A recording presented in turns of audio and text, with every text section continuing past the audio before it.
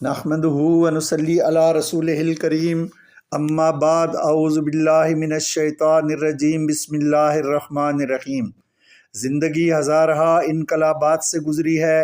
کسی زمانے میں سمندر سے وسیع بر اعظم ابھرے تھے اور پھر اسی میں ڈوب گئے۔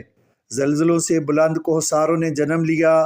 کھڑیا، چونے اور چکماک کے پہاڑ اسی زمانے کی داستان سنا رہے ہیں جب ان کی چوٹیوں پر سمندر موج زن تھے۔ گیس، کوئلہ اور تیل اسی دور کے شاہد ہیں جب زمین نے آفتاب سے کچھ حرارت و توانائی مستعار لے کر اپنے سینے میں چھپا لی تھی۔ سامعین گرامی قدر، ان تمام انقلابات کے پیچھے ایک ایسا دماغ مصروف عمل ہے جو ناپاک قطرے سے بے جان لوتھڑا اور پھر بے جان لوتھڑے سے انسان تراشتا، پھولوں میں رنگ بھرتا، پھلوں کو رس اور روپ عطا کرتا، چشموں کو خرام اور انادل کو موسیقی سکھلاتا ہے۔ سامعین محترم، انگلستان کے ایک ماہر طبیعیات کا قول ہے کہ اس کائنات پر ایک دماغ کی حکومت ہے۔ اس سے بحث نہیں کہ یہ دماغ ریاضی دان کا ہے یا آرٹسٹ اور شاعر کا یا ان سب کا، یہ ایک ایسی حقیقت ہے جو حیات کو پرمعنی بناتی ہے، ہمارے اعمال کو سنوارتی، اور جہاں علم ناکام ہو جائے وہاں ہمارے ایمان کو مستحکم کرتی ہے۔ معزز سامعین، ساری کائنات میں صرف انسان ہی عقل کا تنہا مالک ہے اور باقی اشیاء مثلاً حیوانات، نباتات، احجار و اشجار وغیرہ بے عقل ہیں۔ ہمارا مشاہدہ یہ ہے کہ عقل دیگر تمام صلاحیتوں پر غالب ہے اور انہیں حسب منشا استعمال کر رہی ہے۔ یہ کائنات من حیث المجموع بے عقل ہے اور اسے رواں دواں رکھنے کے لیے ایک ایسی ہستی کو تسلیم کرنا ہی پڑے گا جو سراپا دانش یا عقل کل ہو، اور وہی ہستی اللہ ہے۔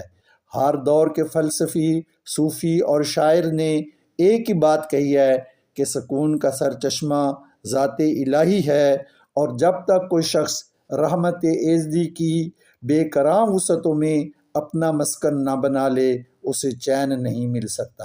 عصر رواں کی شدید روحانی اذیت اور اضطراب کا سب سے بڑا سبب اللہ سے روابط کا انقطاع ہے۔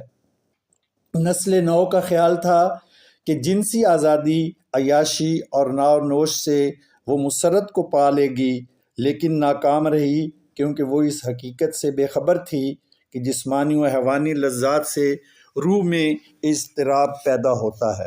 اللہ سبحانہ وتعالیٰ قرآن پاک میں ارشاد فرماتے ہیں، الذین آمنوا ولم یلبسوا ایمانہم بظلم اولئک لہم الامن۔ جو لوگ خدا پر ایمان لائے اور ان کا ایمان گناہ سے آلودہ نہیں ہوا، انہیں امن و سکون کی نعمت ملے گی۔ خدا پہ ایمان صرف عقلی و سائنسی دلائل سے پیدا نہیں ہوتا، بلکہ یہ کائناتی علم، روحانی واردات و مشاہدات کے اشتراک سے جنم لیتا ہے۔ آج کا سائنسدان ایک عجیب مقام پہ رکا ہوا ہے۔ وہ نہ تو وجود کائنات کی توجیہ پیش کر سکتا ہے اور نہ وہ دانش اعلیٰ کو تسلیم کرتا ہے۔ بہی ہمہ وہ اپنے دل کی گہرائیوں میں ایک ایسے شعور، احساس اور فکر کے سرچشمے کو ضرور محسوس کرتا ہے جسے روح اکبر کہنا زیادہ موزوں ہوگا۔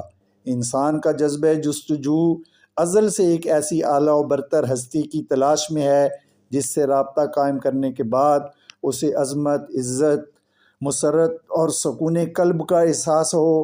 انسان کی روح اسی روح کو پکارتی آ رہی ہے اور اسی روح کا نام اللہ ہے۔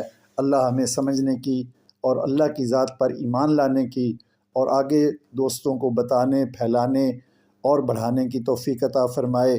ہمارے چینل کو سبسکرائب کریں، کلپ کو لائک کریں، بیل آئیکن پر کلک کریں تاکہ یہ پیغام پوری دنیا کے ان لوگوں تک پہنچے جو ابھی تک اللہ کو ماننے میں تذبذب کا شکار ہیں، اور ان کی تسلی و تشفی ہو اور وہ اللہ کی ذات و صفات پر